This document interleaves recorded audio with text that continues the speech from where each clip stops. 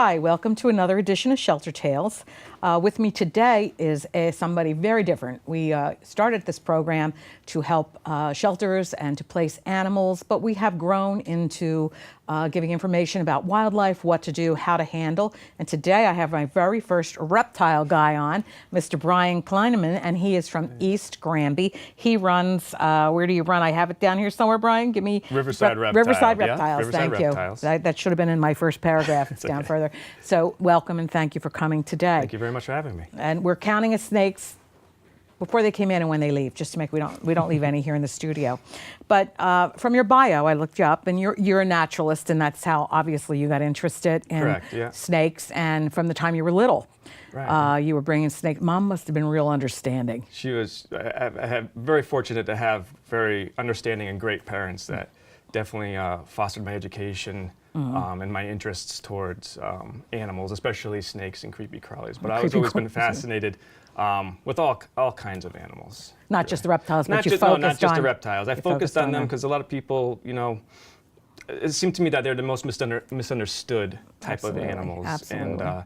And that's what fascinated me so much. Why are they so misunderstood? And they're so beneficial. You can always go back to biblical times with the snake being evil, and they got a bad right from the first. Right from the starting gate. Unfortunately, I'm trying to help build relations between humans and reptiles and amphibians. And you do a lot of education. We'll talk about that later in the show. We can, you can talk about where you go and how to get in touch with you. So basically, we usually focus on the soft fuzzies, but these are real important parts of the ecosystem. Of course. They keep rodents down. I mean, just a brief, quick story. I live in a historic area. I have a finished basement. My neighbors have dirt basements. And I had a guy come to do some spraying in the house for carpenter ants. And he told me that he had a snake in the truck. He said that he was going after rodents in this house down the street from me. He didn't tell me what neighbor, fortunately. And he said he came up and he had trapped some rodents, but he went down and he had to tell the lady, and it was Leo from Worcester, you got another problem. The problem is now you have snakes, because they were coming in after the rats. Right. And of course she had a nervous breakdown. He said, I don't do snakes. I wish I had known you then. I do some snake removal. It's a lot better than the homeowner or someone killing the snake. Yeah, but she was just. He might have been just jealous because the snake was actually doing his job, catching maybe, all the mice in the house, and then when the mice was gone, I'm sure the snake would have left. Would have left. So yeah. But he told her, and she was just, and then he left her with an "I don't handle snakes" lady, which I could see. I wouldn't have been happy either. I thought it was funny because I read, and again, I always admire somebody who knows exactly what they want to do from the time they're kids, because I always think that you have a jump on life. Instead of, you get to be 20, what do I want, changing things in college constantly, changing your majors and all.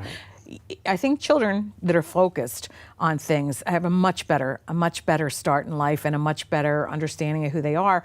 And one of the things in your bio said that you used to give little shows in your garage to other kids. That's fascinating to me that you were just that involved that young. Yeah, I never knew it would lead to something. It was just something that was kind of instilled in me. But here it is. I mean, Yeah, I never would imagine I would end up where I am. It's now. your career, and I think you're way ahead of the curve that way. Thank you. So you spend time in Costa Rica and the Florida Everglades. I know the Everglades are having a little problem with people releasing boa constrictors. It's Burmese pythons, right? And the story behind that is that Florida, because of its subtropical environment, a lot of people that actually breed snakes and breed them down in Florida because they don't have to invest a lot in electricity bills like up here north. If you're keep them warm. Keep them warm, exactly.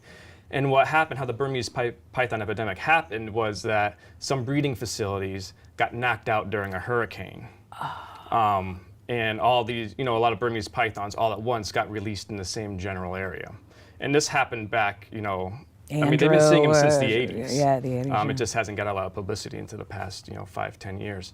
But if you think about it, if someone has a pet Burmese python, Everglades is the size of Rhode Island. And if someone, lets a python go up here and someone down here, what's the chance of those two pythons coming together to make more pythons? Exactly.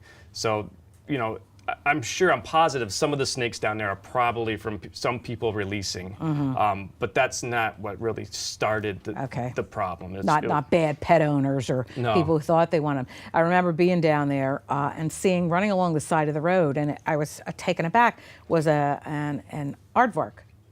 Armadillo. Armadillo, Yes. armadillo, because I always thought they were in Texas, and I kept saying that, aardvark, anteater. I went through all the A's before I got to armadillo. Look. Yeah.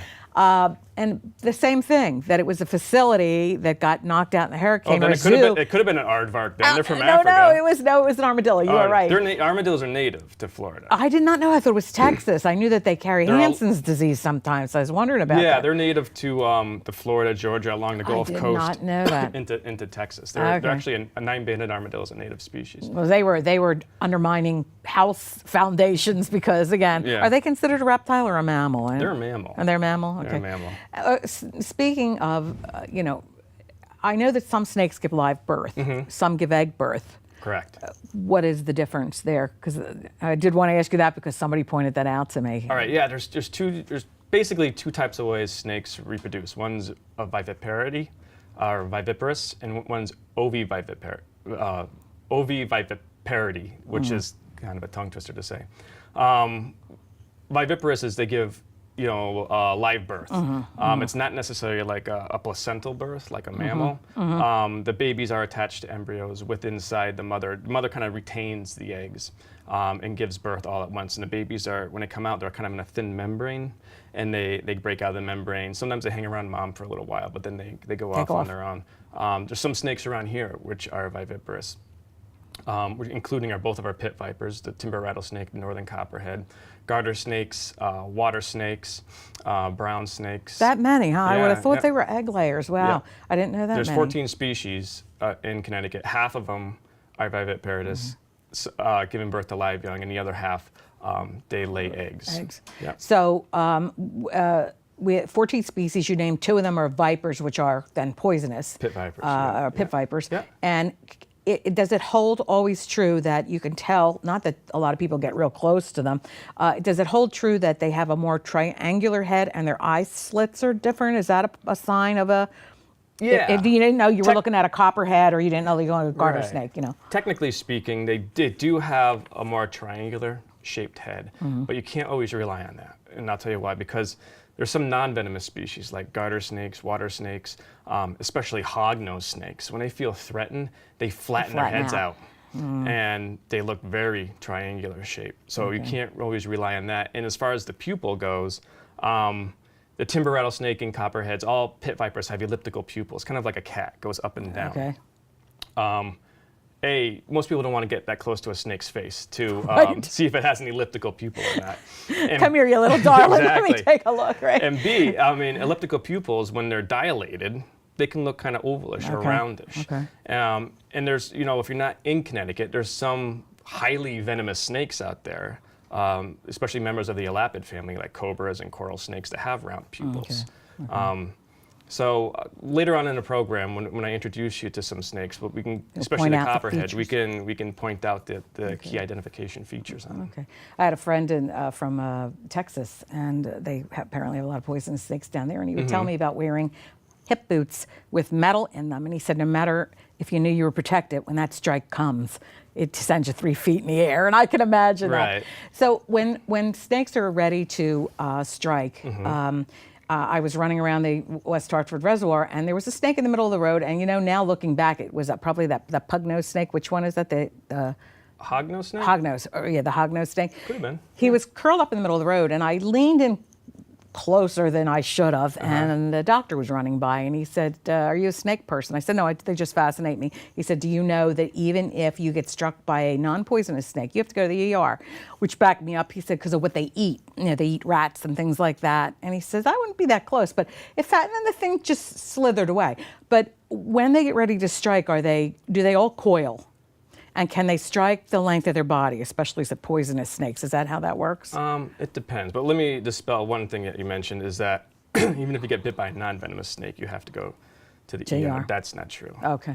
If you get bit by, number one, when you see a snake in the wild, I always tell people, watch it, enjoy it, don't pick it up. Because if you pick it up, they think you're a predator. Right. They don't know who you are. They don't know you're a nice person. Scared, right. They get scared, like any animal. You go pick up a wild chipmunk or you grab a wild bird, the same thing's going to happen. My cat gnaws on me when she doesn't feel like it. It's probably going to bite you. But if you do get bit by a non-venomous snake, if you heed my warnings and get bit by a non-venomous snake, they do carry bacteria in your mouth. But like any animal bite, wash it, just clean it soap, up. water. Okay. You don't have to go to the emergency room. He's probably plugging for St. Francis or something. He was a doctor. Probably, I just backed up. And most venomous snake bites, I would say 95 to 99% of venomous snake bites here in the United States occur when the person is harassing or trying to kill the snake. Or maybe steps on him by accident. That's the other 1%. Okay. Very rarely, snakes don't sit there, usually don't sit there away and wait for you to step on them. Right. Every now and then, if you're reaching your hand, if you're climbing a cliff and you put your hand up, that means extremely, you have a better chance of winning the lottery than that happening to you. But most venomous snake bites occur because the person is harassing or trying to harm the snake. And just like any wild animal, it's going to defend itself. Now, as far as their strikes go, most snakes can reach about a third of their own. A third of their own length. Do they coil before? Is that how they have to do it?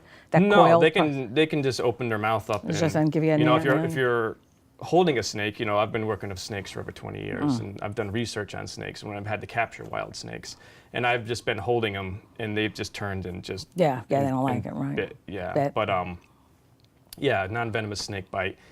It's a little more scary than anything if you're not used to it. Well, that strike probably makes you go woof right away. But honestly, their teeth are needle fine. You don't even feel the teeth going in usually.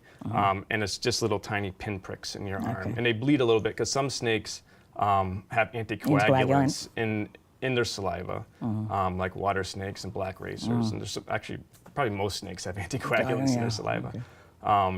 So it will bleed a little bit, but I'd rather be bit by a rat snake, racer, garter snake any day over a dog or a cat. They can do a lot of damage. Yeah, cats do damage. Just the muscle power. Right. Yeah, so I'll take a snake bite over it. Okay, well that's good to know because I did back off, but it was like, well, I still want to look at them. It's great. It's great to observe them as long as you don't. I had an incident where I was in Florida many, many years ago, and I feel bad about it because I was standing on a flat rock in the Everglades fishing, and I had a bucket behind me, and I was with people that lived down there. Of course, everybody down there carries a gun. At that time, they did. And they probably still do. They probably still do, yeah, it's amazing. But anyway, I was down there and fishing, and I would take the fish off the hook and put it in the bucket. And I heard a little bit of splashing around in the bucket, and all of a sudden somebody from the shoreline said, "Connie, stand perfectly still no matter what you hear." And I thought it was because I was watching baby gators in the water too, and I thought, Mama is behind me, right? But here what happened is it was a poisonous snake. It had crawled out from under the ledge I was standing on. Hey, it heard fish in a barrel. It was easy pickings. It had gone in and eaten a fish. Really? But it was very close to me. It was very close. And they shot it, and I felt just horrible. But when they held it up, you see fish. Right. And it's like, it wasn't bothering me. It was just trying to eat. I still feel guilty all these years later about that, But all I remember is I had more problems with the shale after they shot the thing and flicked the shale I was standing up into the back of my leg than I probably would have had with the snake. He probably would have eaten his fill and gone away. Probably. I would be more nervous about someone shooting a gun that close to me. I'm standing with alligators in the water. It's like, Exactly. But we'd love to see some of the guys you bought and talk about them. And all right. I'm fascinated with black racers because I keep running into them for some reason. We'll meet a black racer. I'm going to start you off though with a snake that we're all familiar with. The garter snake. Yeah, this is the garter snake. This is a female. Females get a lot larger than the boys. And how can you tell other than the size? I mean, there's another way to tell. We don't really have to get into that too much. Okay. Determining if a snake is a boy or a girl is kind of an invasive procedure. We'll put it at that. Oh, okay. And they won't like it. Yeah, they don't like it. We won't do that on TV as well. But you can just tell by their size. Female garter snakes, get almost twice as long as the males, and definitely they get a lot heavier than the males. And this is one that gives live birth. Live this birth, is one that will yep. give They are live birth. oviviviparous. They give live birth. And a lot of people call them garden snakes or gardener snakes, but the correct term is garter snake. Garter snakes. Yep, and they get their name from, way back when, men would wear garter belts to keep up their socks. Socks, yeah. And it came in a lot of kind of fancy colors, similar to the pattern of a garter snake. They have these 3 stripes. They have a dorsal stripe right here. Do all snakes have that or no?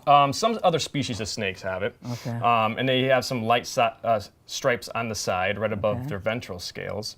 And in between these stripes, they're highly variable species. I mean, this one's kind of an olive green, but you can kind of see when the light hits, it's kind of like a checkerboard pattern in between the dorsal stripe here. And you said young, they can be brown?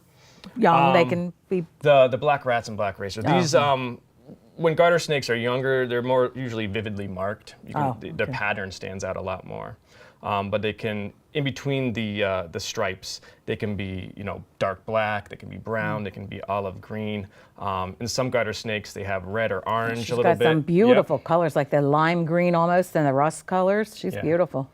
Hi, baby. Hi, baby. Yeah, she's she's captive bred.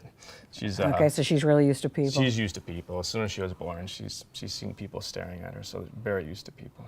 There's another species of snake you can find here in Connecticut called a ribbon snake, which is fairly similar.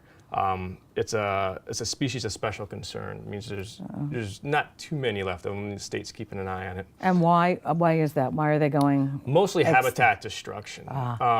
Garter snakes, you can find them in the suburbs. They're a very adaptable species. Yeah, I've seen them in my backyard. Right. Actually. Ribbon snakes, however, prefer wetland areas. Okay. And they need wetlands bordered by woodlands. And sometimes like wet meadows as well. And usually those places are susceptible to pollution, habitat fragmentation. So they're a little bit more habitat specific, where these guys, we could probably go behind this building right here and probably kick up a garter snake or two. So her main, they eat bugs too, or they just eat rodents? No. What makes them so successful, especially in suburban areas, is they eat things you find in suburbia, like mice. They'll eat frogs and toads. They eat slugs, earthworms. They'll eat beetle larvae. They'll eat cicadas. Eat some ticks. I need somebody to come eat ticks. Unfortunately, they don't eat ticks. So, they can attract. Guinea hens do that. There you go. Get some guinea hens or chickens. They're too loud. Yes, they are. Hey, you're so pretty. But that's the eastern garter snake. Yeah. And is this the most prolific species in Connecticut? I would say so. It's the one is most commonly seen. Definitely. There are some other snakes that are fairly common, but not as frequently seen as these guys. These guys are diurnal. They spend much of their the day out looking for food and out sunning themselves, looking for mates. So people run into them quite often. Okay. Well, she's a beauty. Yes. All right. We'll put that back. The garter snake. How many times a day do they have to eat? Some snakes eat more than others. The snakes that are more active, like garter snakes and black racers, I usually feed them once a week. They're more of an active snake. Really? Some other snakes, like the black rat snakes, my adult black rat snake, I feed them once every 3 or 4 weeks or so. Being cold-blooded or ectothermic, they have slower metabolisms, right? So they don't burn as many calories as we do. I'd be afraid if I fed something every 3 or 4 weeks, it would eat me the next time I leaned into the cage. It's not. A lot of snakes are pretty low maintenance when it. All right. Oh, here's one of my favorite ones, and this one you can find right here in Windsor. Oh, Windsor. There you go. Oh, look at Now, this is a young one. his markings. Boy, he's only about 2 years old. This is an eastern hognose snake, which is actually a protected species. So because of the little bump on the top of his nose? It's just called the rostral scale, and they have a little, like an upturned, hardened rostral scale. And what does that do? It helps them burrow or dig around in the sand. Okay. Because their favorite food is toads. Yeah. Ah. So usually you find them along the Connecticut River, because Connecticut River, the surrounding areas are known for flat, sandy, floodplain areas, and these guys love it. Would they be over at the the reservoir in West Hartford? Because I swear that's what the one I was really close to looked like, but he was more gray. Could have been. It could Big. have been. He was a big guy. Yeah, it's They probably get could big? have been a water snake. Oh, okay. He was gigantic. Yeah, hognose snakes, females can get large, but they usually don't get really much over 3 feet. And again, the very light underbelly. Very light Yeah, these under. guys are also highly variable. They come in a blotched or a banded pattern, kind of like this, where they could be reds and yellows in between. I've seen, gorgeous red in between and yellows in between some species, some individuals, and they can be a melanistic or a gray phase, which is all just a dark gray or solid black color. How often do they shed? Or none of these are in the process of shedding. Do they do it once a year? Do they do it? Usually the younger Molt the or snake, something? usually in most species, the first, one to, or since they're born until they're about 3 or 4 years old, when most of the growth happens, they shed more often. The more they eat, the more they're growing, the more they shed. Once they hit their adult size, they shed a little less, not as growing as quickly. So this is a young snake, so he's still growing. He sheds probably once every other month or so. He's very calm too. Yeah, he's also a captive bred. Do they go into almost, I don't want to say limbo, but you know what I'm talking about, like almost when they're vulnerable when they're molting, right? They're vulnerable, and so do they go into like a more lazy phase? I want to say. Kind of. Right before they shed, they build up a watery-like substance between their old skin and their new skin, which helps the old skin kind of slide off. Yep, and their eyes turn like a milky color. Is that because the skin's coming? That's because of the liquid building up in between. They even shed the eye cap. Wow. And they are a little bit more sensitive when they're about to shed. They stay hidden more because they can't see as well. Okay. I've never seen molts around, like around that reservoir. Hundreds of snakes. You can see them, sunning in the daytime. That was when I had my first run-in with a black racer. And when you pull him out, I do have a question about their behavior because I keep running into them and it's different behavior. But look how calm. Yeah, I mean, their skin is biodegradable, so it depends on the weather too. Yeah. If they shed and it's really dry out, you probably see more sheds. But as soon as it rains out, it starts to deteriorate. Some animals, some birds use snake skins for their nests and stuff. So usually snake skin in the wild, quite often doesn't last that long. Now, what's neat about hognose snakes is that when someone encounters a hognose snake, they put on a great show. If you get too close to them, they are the actors in the snake What world. do they do? The first thing that happens is they flatten out their neck, which unfortunately gets some hognose snakes killed. But they flatten out their neck, similar to a cobra, although not anywhere closely related to a cobra. But they'll flatten out their necks. They have a very audible hiss. It's pretty much the only snake in Connecticut that has a loud hiss. Okay. And they'll fake strike. They'll curl up, they'll flatten out their necks, and they don't open their mouths, but they'll do this towards you. So that gets somebody freaked out, and they would tend to kill them. That usually helps deter some predators. But if that doesn't work, these guys will actually flip over on their back and they play dead. And if you ever look it up online, a hognose snake playing dead, it's so fun to watch. I've seen it happen a couple times in the field. Like a spaghetti western. Yeah, it's Greg grabs the gunshot and staggers for like 5 minutes. Edith, I'm coming. Exactly.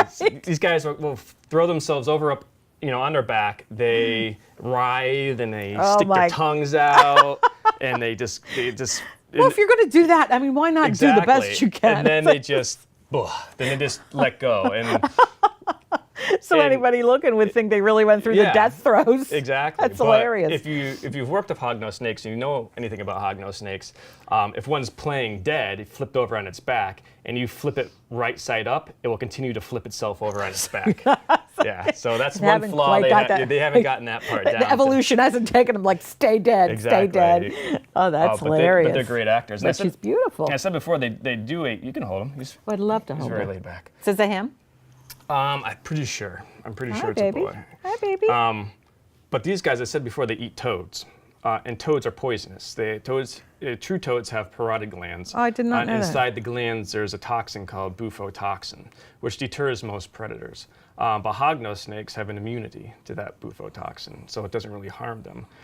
But when they grab a frog or a toad, the second defense is to inflate its body. So the toad will inflate itself like a balloon, thus making it harder for the snake to swallow. Exactly. But these guys have evolved a very special trick. In their upper jaw, in the rear upper jaw, they have 2 teeth that are very long, that are longer than the other teeth, and they actually work work the toad into the back of their mouth, and then they pop the toad.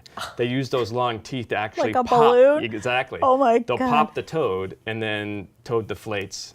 Snake Isn't swallows the toad. evolution wonderful? I mean, I fascinating. mean, just everything seems to be put together. Evolution in a higher order, whatever you believe in, it's just so put together so well. Yeah. So exactly. well. So what's your favorite snake anyway with all this? It's like picking a favorite child. You know? We all have one. Shh. Well, thank you. It was very nice meeting you. Give you back to Dad. All right. Now this. Ooh, look at him. Yeah, this is actually a very common snake here in Connecticut, but not quite often seen. Like a leopard. Yeah, because these guys are more nocturnal. They're more active at dusk, at night, early in the morning. I call it crepuscular. They're more active dawn and early in the evening. But this is the eastern milk snake, and eastern milk snakes are most commonly confused with the copperhead. You know, a lot of people.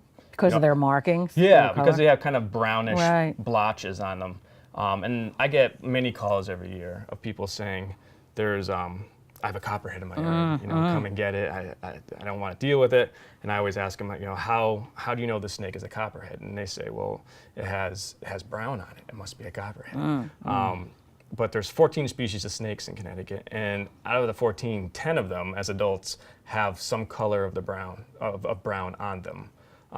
And the other 4, which are the black rat, black racer, the eastern ringneck snake, northern ringneck snake, and the smooth green snake. Out of those 4, the black rat and the black racer, the young ones, when they hatch out, they have brown on them as well. So you can't really go by just the snake having brown on it. But I'll tell you a way to identify a milk snake, which is really easy. These guys do not flatten their heads out when they feel threatened. And their head kind of just looks like it's coming out of its body. It's a tiny head. Yeah, tiny head. Yeah, and a very shiny head. Yeah, shinier than the rest. They are very shiny, which, if you're in the light, copperheads really don't have that sheen. They have a to matte them. finish. Yeah, more of a matte finish, definitely. And each one of these blotches here, they can be a brick red, dark. In this case, this guy's actually going to shed soon, so he's a little bit darker Now, than how he can you usually tell? is. Just because of how dark he is. Oh, I see. Plus, his eyes were opaque the other day, which is easy to tell. He's beautiful. But each one of these bands or blotches has a black outline around it, and you can see. It's like a leopard, like if you were going to look at a leopard skin. Right, they have a black. They have a black outline around each blotch. So you're saying that says that is not a copperhead. Copperheads do not have pretty much any black on them whatsoever. But a black outline around each blotch. And what's also neat about eastern milk snakes is that most of them, they have the letter Y or they have the letter V on top of their head. Heads. And this is an adult male. Again, they're not huge snakes. They can get 3-4 feet long. Let's take a little picture of this guy. So he is gorgeous. He is. Now, while you're holding that one, I actually have another milk snake. And look at his underside. It's like a checkerboard, or marble, or granite, or like a marble. Yeah, they don't always expose it, but if you happen to see their ventral side, it looks like marble. It's beautiful. And he's squeezing me. You squeezing me? Are you not happy with me? he's just holding on. Okay. Now, I brought a baby milk snake. Look how tiny. No, we have to be Look at the careful because difference. these guys, Okay, he wants to eat them. they will eat other snakes, No, not including time. Not dinner time. But this is a baby eastern milk But snake. even they have that brown, black around it. Look how tiny. This guy is not even a year old yet, but you can still see they have. In this case, instead of the brown, as they get older, they tend to dull down a little bit. But you can see this nice brick red color. Yeah, he's beautiful. Again, outlined with the black border, and in this case, it's got the letter U on top of his head. Now, let me ask you. You're saying he's less than a year old. You're saying. Yeah, this one hatched out last summer. I would have thought that they would have grown incrementally. He's still tiny. Still tiny. It takes milk snakes To get this big. They can live 25 years. Oh, okay. and Do they keep growing the whole time or no? Yeah, actually, all reptiles and amphibians continually grow through their entire life. Okay. They never stop growing. Okay. But once they hit sexual maturity, their growth slows down substantially. Okay. So even a 24-year-old milk snake is going to grow a little bit. Every time they shed, it means they're growing. But it might be just a fraction of a millimeter a year. I just would have thought certainly that a year-old snake would be much bigger than that. It depends on the species. A year-old reticulated python, which is the longest snake in the world, is be 6 feet long. But that, at an adult, you're talking 15, 17 feet, or sometimes even a little bit bigger. In my experience of milk snakes, they're actually very slow growers. Yeah, he's so tiny. And I'm looking at his eyes. His eyes are a little, not really that cloudy. This one's getting ready to shed? Yeah, they actually, right before they shed, their eyes clear up. Oh, okay. Yep, so it's opaque for, a few days. And right before they shed, their eyes will clear up, and then they're going to shed within a day or two. This guy likes hot flash woman. I'm keeping him warm, let me tell you. They love our body. They do. Yeah, he's trying to go under an armpit. They love armpits. Yes, they're a burrowing species. So. Oh, is that what it is? Because so during the day, these guys are great mousers. If you want any snake in your yard, this is the snake because they specialize in finding mouse trails. So people, mouse, keep these guys in your backyard. Don't kill them. They'll follow. Mice. They often line their trails with urine. Maybe you knew that. Maybe you didn't know that. I did not know that. But that's how they find their way back. That's how they usually take the same path all the time. But these guys will follow those trails right back to the mouse's nest, and they're nest raiders. They'll clean out an entire litter. We want you to clean out some of the bad ones, not the ones that are. Yeah, he's a burrower. He's trying to get under there. I'm gonna say all mice. Yeah, definitely not bad, but where we suburbanize areas, we take away the mouse's natural predators, which increases their population. Right, why do you think there's so many rats in New York City? Because there's not too many natural predators left of rats in New York City, in cities. Nothing to really take care of them. Then the populations can get a little bit out of control. They are beautiful. All right. You didn't find any mice under there. No, you didn't. I know. You're disappointed? They're smelling with their tongues? Their forked tongues, that's how they smell. They pick up scent molecules in the air, similar to that. We breathe in scent molecules through our nose. Then they catch them on their tongue. And on the roof of their mouth, there's like a hole. And they stick their tongue up into that hole, and up in that hole is a special organ called Jacobson's organ. And that will decipher what they're smelling and send the messages to the snake's brain. This is edible, this is food. This is a predator, I recognize this is not safe. But their sense of smell is phenomenal compared to us. As we need to breathe in hundreds, if not thousands of little scent molecules for us to get a whiff of something, these guys, only need to pick up 2 or 3. So if there's one mouse in this room, obviously we wouldn't be able to. We wouldn't be able to smell it, but the snake would definitely know that it's there. All right, I got 4 more snakes for you. I'm excited. It's so funny. People, I think, in the old days used to think, oh, they're slimy like worms. They're not. They really have a very cool, silky finish. Yeah, some of them, have you noticed, like the milk snake has a sheen to it. Which kind of gives it the illusion of being of slimy. Wet or slimy, but they're not. All right, this one I am not going to let Nobody's going to hold this guy. No one's going to hold this one right here.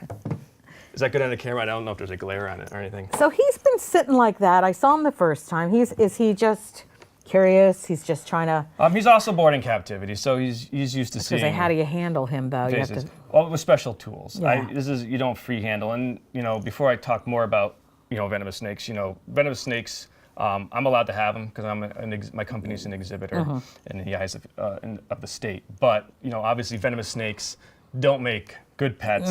Never keep a venomous snake in your house unless you're a biologist or you're trained in keeping them. Because if you don't know what you're doing, it's like the same thing as owning a gun. This is not a good pet. If you know what you're doing, it's relatively safe. If you don't know what you're doing, it's only a matter of time. So I use special tools to handle venomous snakes. I don't never. How many do you have? I just use copperheads because I use them for my programs. I have a special program called Snakes of Connecticut, which is geared towards older students and adults. It's a PowerPoint presentation followed by a lot of the animals that you saw here today, native species. Because everybody in Connecticut, most people in Connecticut, they know of a copperhead, but most people in Connecticut have no idea what one looks like. Which this does now, but you could see how they could make a mistake because there is dark around that light. It's not as dark or prominent. But there is dark around that brown. Right. If you look at we call them saddles, the darker bands going across the snake. And I actually have a copperhead skin. This poor guy, unfortunately, got squashed by a car. but he donated his skin to science, so I use it. He donated his skin willingly. Probably not willingly.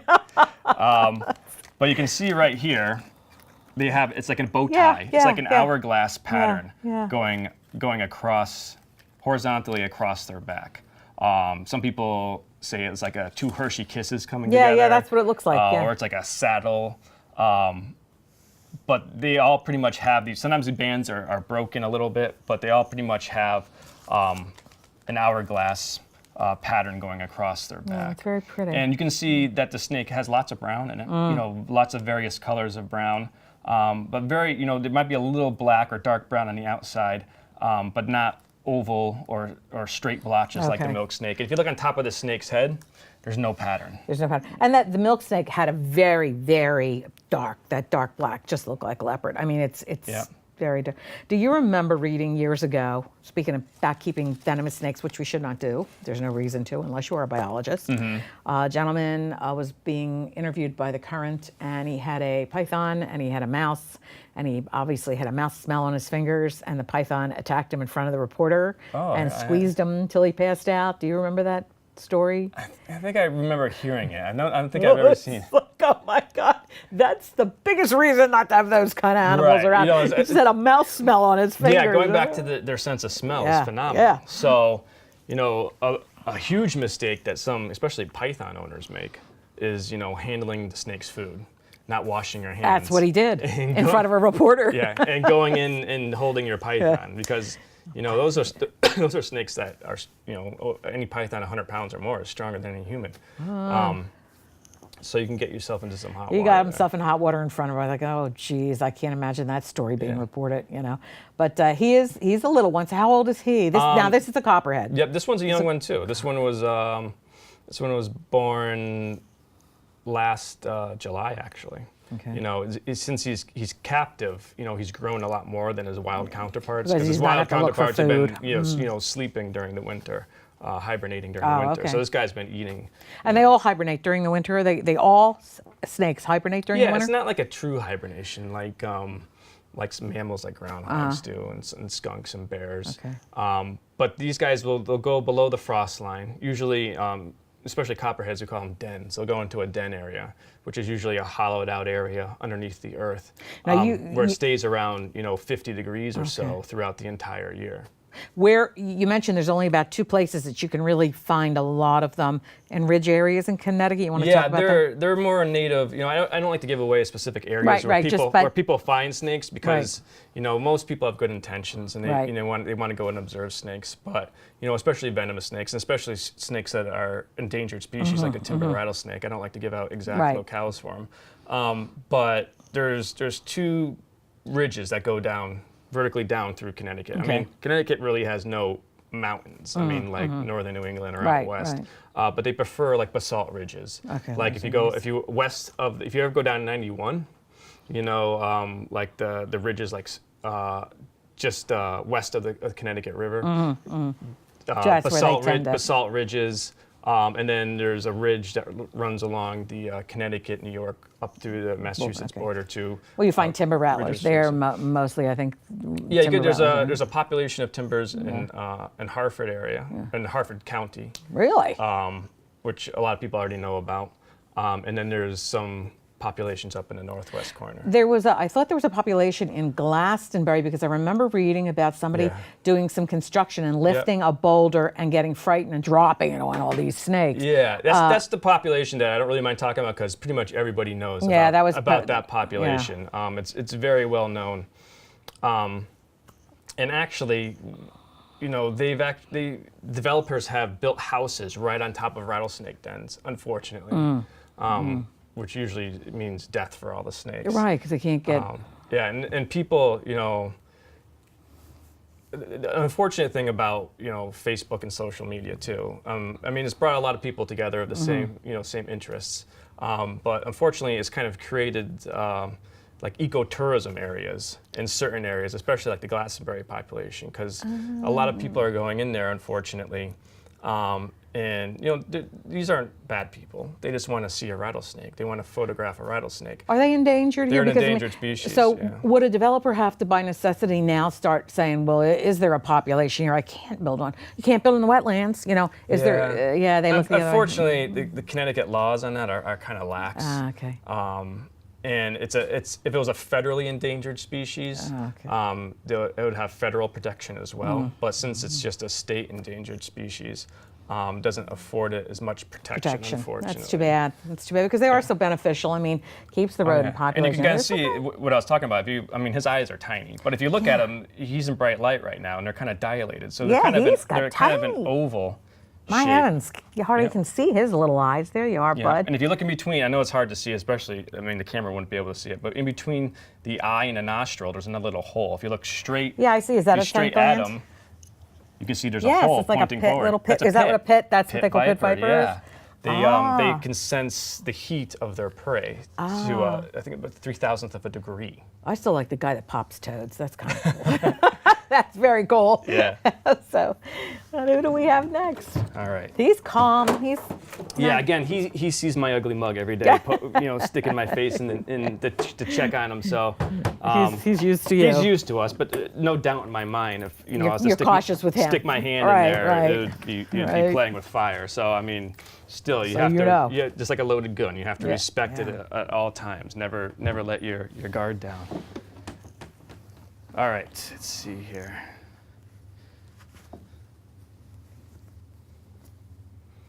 All right, this is the one you've been talking about a lot. Love him.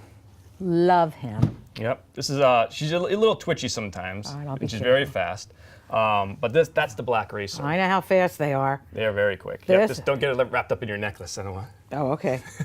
That might startle you, both of you. Yeah, that might really.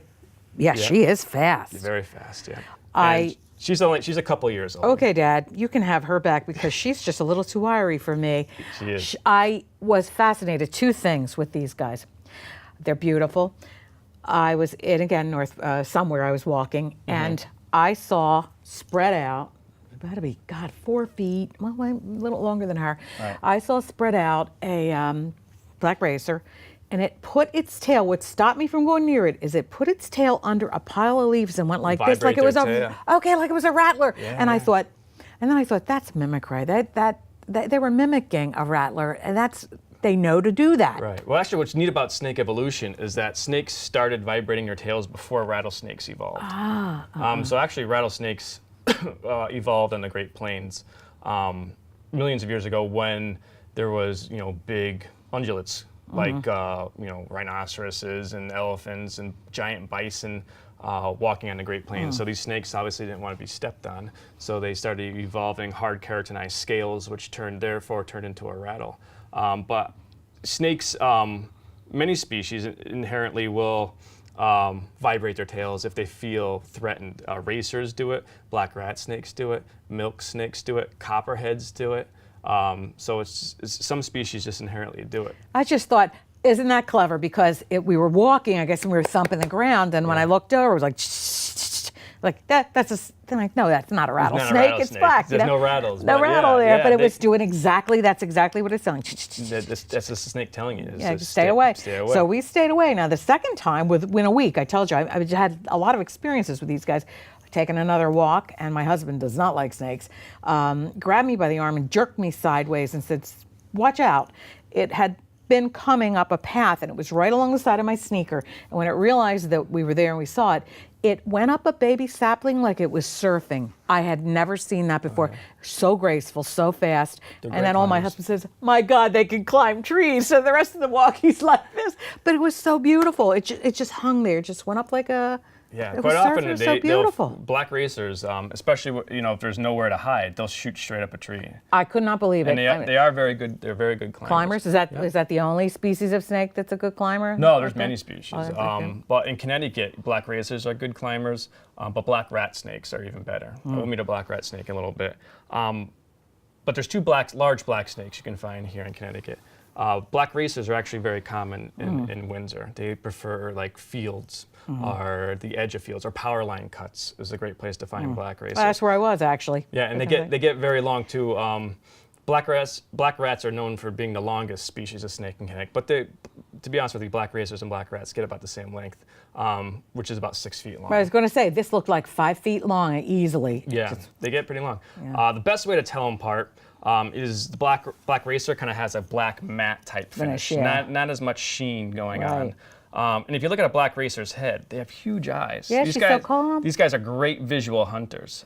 Black rat snakes, in relative size to their head, their eyes are kind of like normal size. These guys have big eyes. But if you look, they also have a very white. They have a white chin. Look at that. They have a white chin, and then it turns into like a blue-gray belly. God, so you can beautiful. see. We'll show the camera this.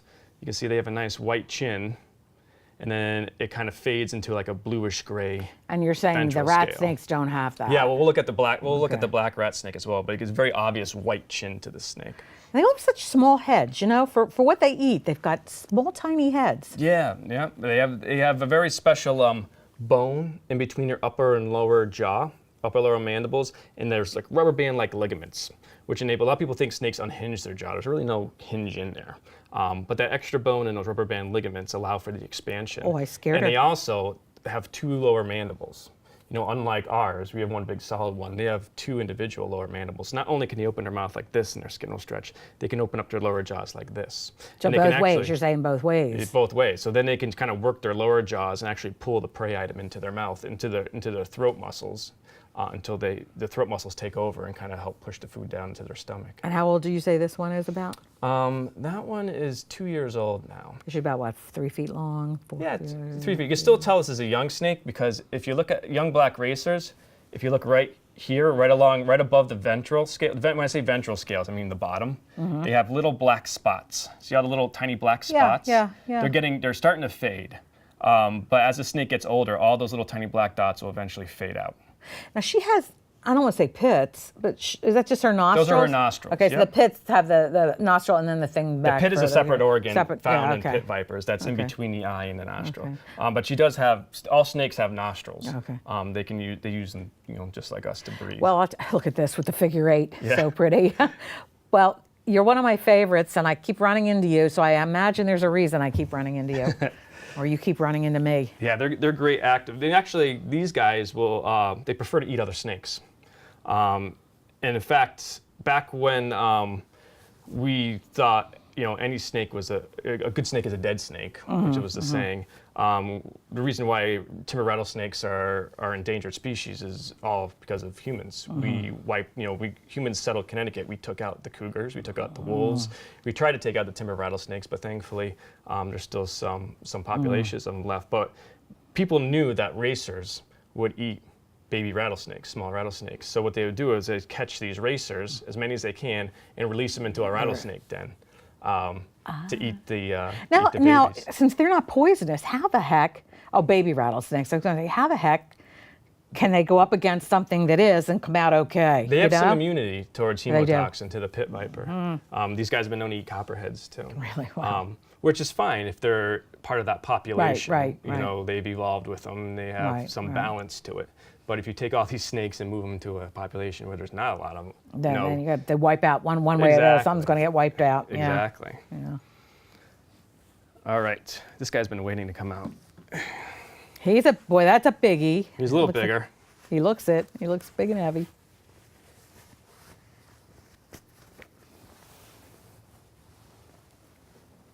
Wow.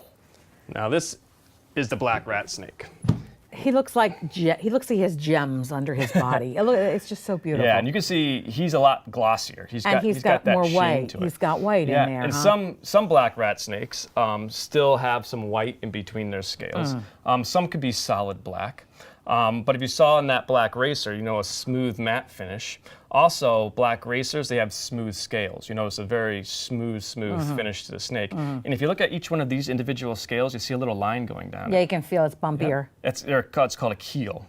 And some snakes have keeled scales, like copperheads, garter snakes, ribbon snakes, water snakes, hognose snakes, and black rat snakes. So they changed the name to eastern rat snake. But I'm old school. I like to call them black rat snakes. So what does the difference between the smooth and the rough? I mean, is it evolution-wise? What does it make a difference in? it could help the snake grab better, you know. Well, you said he's a better climber, probably. Better climber, better in some circumstances. Yeah. These guys also cross-sectionally are shaped like a loaf of bread, whereas the black racer is more round. He's got sides to him. Yeah, but the reason to this, if you look at his belly, where his belly scales hit the side scales, it's almost like a 90-degree angle. Yeah. This enables the snake to push out its sides into tree bark and to climb straight up a tree just by pushing its sides into the tree bark. You can hold him. He holds on tight, just to warn you. Oh, that's okay, but he likes to eat other snakes? Is this the one that likes to eat? The black racer will eat other snakes. I think so. I can smell his, figure he... Occasionally black rat snakes. Well, wrap him around your arm. He likes to be wrapped. There you go. Now he feels secure. You feel safe? Okay, you feel safe? There you go. You're all right. You're okay. Yeah, but these guys are great climbers. Unfortunately, a lot of people don't like them because they will raid bird nests. But oh, do they? Up trees, huh? Yeah, nature's not always pretty. It's not. You don't always want to see it. Hey, you gotta eat. You gotta eat sometime too, huh? You know. The cat shouldn't get all of him. The cat shouldn't get all of him. He's active. Now is he more of a daytime guy? Yeah, they're diurnal as well. Yeah. Because he's very active. Yeah. You just if you hold your hand out and just let him go through your hands. There you go. You got it. Beautiful. He is a heavy boy. You're a heavy boy. And also when black racers and black rat snakes, when they hatch out of their eggs, they're not black. What color are they? They have a light grayish brown background with dark gray or brownish blotches. And you can still see this snake, especially when the light hits him, you can still see those black blotches on him. You can see the whitish gray in between. It's amazing how muscular, they are. Oh, they're powerful. Oh my gosh, they are. And if you look at his belly, some kind of have like a checkerboard pattern on their belly. Got a snake bracelet there. Yeah, right. You can see that he's kind of got a checkerboard pattern on his belly. And he is square. Whereas the black racer was just kind of a uniform, bluish gray color. He's one of the more active ones you've had out there. Yeah, this guy actually comes with an interesting story. I've had him for about 6 years now, and I got him when he was a baby. And I got him in February. It was a very cold winter, and I got a call from somebody that lived locally and knew I used animals for educational programs, and they said they brought in a pile of wood to burn in their wood stove, and a little baby snake fell out of one of the pieces. So while they are thawing the wood out, thankfully they just didn't throw the wood in the fire, into the fire. Right. But the little baby black rat snake fell out of the wood. A piece of wood, so I went over and I got him. And my first intention was just to, keep him separate from the rest of my collection, keep him in quarantine, keep him in a cool room, and release him in the same area where he came from in the spring. But I didn't have a black rat snake at the time, and he adapted so well to captivity. He started eating right away. He was very calm. He was probably very grateful. A, he got safe from the fire. B, he got safe from the snow. Yeah, so usually I don't like to take animals out of the wild to keep. I like to leave those in the wild. But he just acclimated so well to captivity, and he's a great educational. Yeah, he's an impressive guy. He's an impressive guy, and a very muscular one. Yeah, he is big, but I brought a surprise for you. Everyone loves surprises from reptile guys, by the way. Yeah, I don't know about that. I don't know. As long as it's not a bat. No. So I had somebody come in here with a bat, and that's my phobia. Really? And she didn't know, and I didn't know she was coming with a bat. And she said, "Can you hold this container?" I said, "Oh, what's in here?" And it's like, Yeah, I don't mind snakes. Touch snakes all day. Bats freak me out. Bats are best friends. They eat mosquitoes. I know. I said, I think my husband wants a divorce and isn't asking me for one because he wants to build a bat roost and he knows that's my phobia. So who knows? All right, I'm going to need your help with this one. So stay right where you are. I'm just going to put him in your lap. Oh, my God. Oh, my God. Hey, anybody want to help me? Oh, God. You've been a good boy in there. I didn't hear any complaining. My God. He's immense. All right, just hold him like a baby. He's immense. I'll hold this part. You hold that. Oh, my God. All right. Now, this is a big boy. Snake you don't find here in Connecticut, obviously. This is a Burmese python. And Burmese pythons are the 4th largest species of snake in the entire world. Only 3 snakes can get longer than this. Can I guess one? Anaconda? Yeah, the green anaconda. Usually in the wild, green anacondas, the females don't really get much larger than 15 or 17 feet. But there is a record of one that is 29 feet long and around 500 pounds. God, he's got to be 200. Not quite that big, but the other 2 are the reticulated python, which is the longest species of snake in the world. The longest one was a little over 30 feet. And then in 3rd place is the African rock python, which can get a little over 20 feet. Same thing with the Burmese python. The largest females can get over 20 feet long, and some of them get close to 400 pounds. Is he? And this is a male. This is a boy. Thankfully, he won't get too much bigger than this. But he's going to be 21 this year.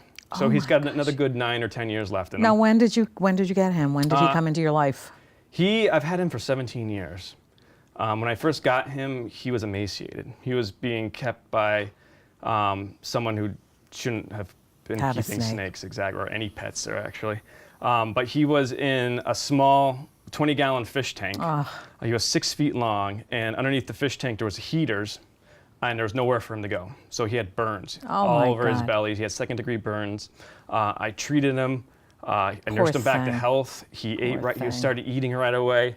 And he's just been a great snake ever since. So he was your rescue baby. He is kind of my rescue. This show is about rescue of any kind? Yeah, I usually don't name my animals because I have over 150 of them. Oh, but his name is Percy. Percy, you are gorgeous. I've had him for a long time.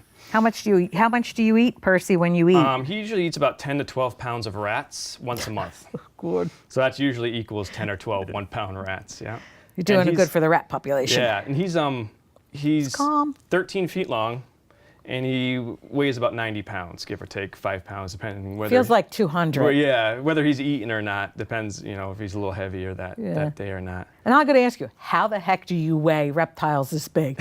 Where you take them on one of those scales in the vet's office that are like It's a trick, for a snake of this size, I used to use a bathroom scale. I just weigh myself. And then I put them on my shoulders. Oh, God. And then I weigh myself again, and I just do a little math. And exactly. At some point, is he going to keep growing? You're not going to be able to lift 200 pounds onto your shoulders. He's definitely a workout when I use him for programs. Yeah, he's beautiful. Usually I put him on the floor so all the kids can actually, when you put him on the floor, you can really see his immense size. Yeah, he's so pretty. And I see some of his little scales are curled. Is he going to be molting himself? Actually, those are creases in his body where he usually folds his skin. When he's in his enclosure and he's curled up, he usually bends himself in the same spots every time. Oh, okay. Just like we have creases in our elbows, we have creases in our wrists, just where it's repetitive, where he keeps I see it. Yeah, I can see the creases now.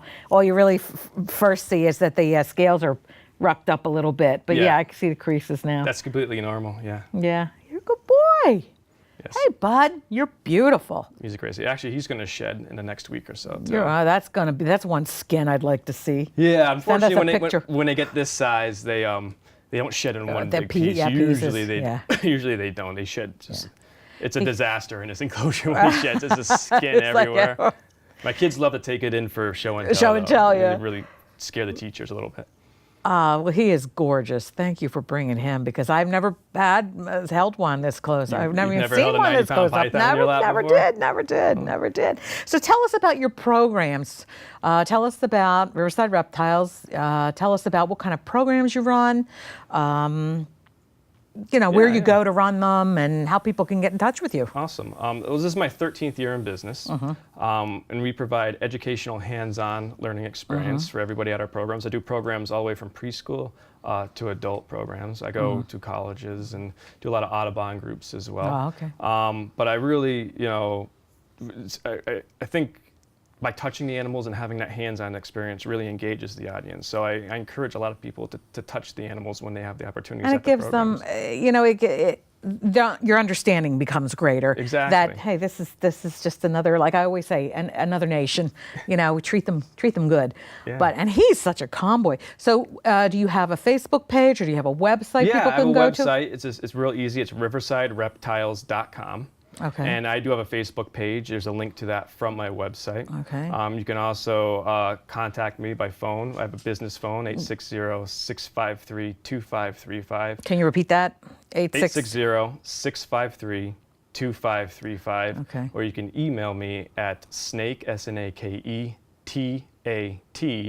@cox.net. And all that information is on riversidereptiles.com as well. And I do educational programs. I go to birthday parties. I do scout groups. Is he wrapping around? He's holding onto your chair. Yeah, he's coming. He's holding onto the chair, and here it Library comes. programs.